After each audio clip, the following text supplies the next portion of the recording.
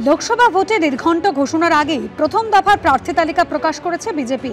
সারা দেশে 195 জন এবং বাংলায় 20 জন প্রার্থীর নাম ঘোষণা করা হয়েছে। ভোটের দিন ঘোষণার আগে 2 জেলায় সভা করেছেন নরেন্দ্র মোদী। 6 মার্চ বারাসাতে তৃতীয় সভাটি করবেন তিনি। 6 মার্চ বারাসাতের কাছাড়ি ময়দানে সভা করবেন প্রধানমন্ত্রী। 5 তারিখ কলকাতায় আসছেন নরেন্দ্র মোদী। বিজেপির মহিলা মোর্চার শক্তি বন্দন কর্মসূচির সমাপ্তি অনুষ্ঠানে বক্তব্য রাখবেন প্রধানমন্ত্রী।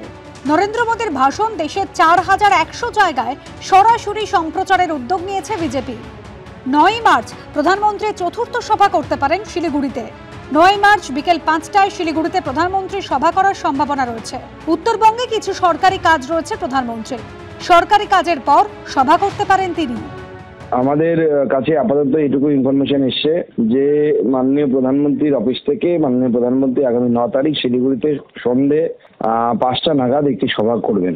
আপাতত এই সম্ভাব্য সভা আমরা বলতে পারি। এখন আমরা চাইছি যে নরেন্দ্র মোদী প্রত্যেকটি লোকসভাতে যান। মাননীয় প্রধানমন্ত্রীর সভা মানে সেখানে কর্মীরা উজ্জীবিত হয়। আমরা সেটাই চাইছি। অন্যদিকে বিজেপি সূত্রে খবর, বাংলায় বিজেপির দ্বিতীয় দফার প্রার্থী তালিকা তৈরি করার জন্য দলের রাজ্য সভাপতি সুকান্ত মজুমদারকে ডেকে পাঠানো হয়েছে দিল্লিতে। রবিবার বালুরঘাট যাওয়ার কথা ছিল সুকান্ত মজুমদারের। সেই কর্মসূচি বাতিল করে সোমবার দুপুরে দিল্লি পৌঁছবেন রাজ্য বিজেপি সভাপতি। সোমবার সন্ধেবেলা দিল্লির কেন্দ্রীয় নেতৃত্বের সঙ্গে বৈঠক করার কথা রয়েছে সুকান্ত মজুমদারের। সূত্রের খবর, দ্বিতীয় দফার প্রার্থী তালিকা নিয়ে বৈঠকে মতামত নেওয়া হবে বিরোধী দলনেতা শুভেন্দু অধিকারী। সোমবারের বৈঠকে ভার্চুয়ালি উপস্থিত থাকবেন তিনি। শিবাশিস মৌলিকের রিপোর্ট, এবিপি আনন্দ, কলকাতা।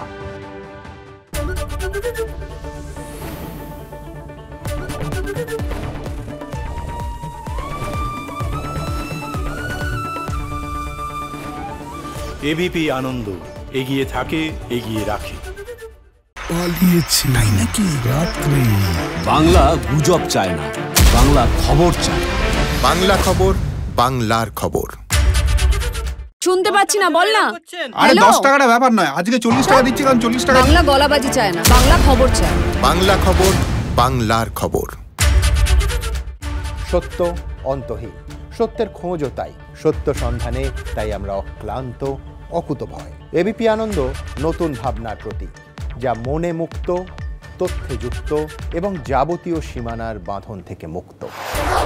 সীমা না শব্দটির মধ্যে লুকিয়ে আছে মানা শব্দটি, যেন চোখ রাঙানি এক অদৃশ্য বেড়াজাল, যা আটকে রাখে আমাদের এক ছোট্ট গণ্ডির মধ্যে। একমাত্র সঠিক খবরই গড়ে তুলবে এক মুক্ত সমাজ। সেই জগৎ গড়ার লক্ষ্যে কোনো সীমানার ঠুকুটি আমরা মানব না। এবিপি আনন্দ, এগিয়ে থাকে, এগিয়ে রাখে।